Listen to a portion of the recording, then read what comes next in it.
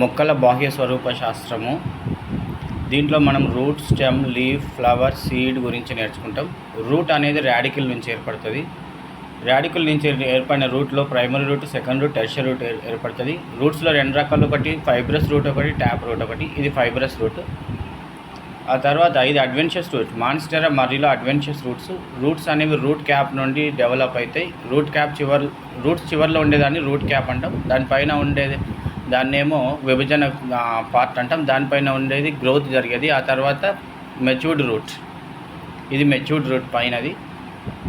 Okay, then next ఇలా వచ్చినట్లయితే మనకి ఇక్కడ మోడిఫికేషన్స్ ఆఫ్ రూట్స్లో ఫస్ట్ వన్ క్యారెట్ అండ్ టర్నిప్లో ట్యాప్ రూట్ సిస్టమ్ మాడిఫై అవుతుంది. సిల్ట్ రూట్ అనేది ఇక్కడ మొక్కజొన్న అండ్ చెరుకు.